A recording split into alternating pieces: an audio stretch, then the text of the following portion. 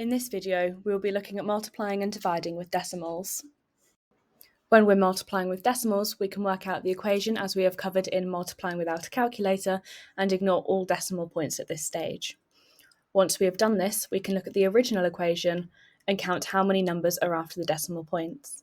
Then working from right to left in our answer, we can count the number of places the decimal would be and put it in accordingly.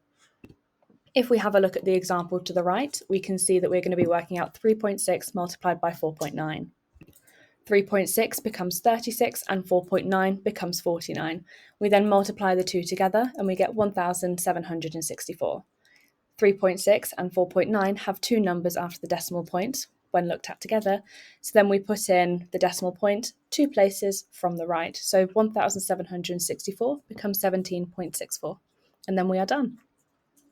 When dividing a decimal number by a whole number, we do this similarly to how we did it in dividing without a calculator.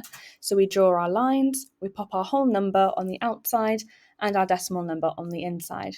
We then put a decimal point above the line in the same position that it is below the line.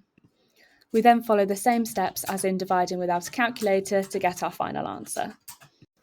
To work out an equation where you are dividing by a decimal, we turn this into a fraction. So for example, 75.5 divided by 2.5, pop it into a fraction, and then we multiply by 10, 100, and so on to remove any decimal points.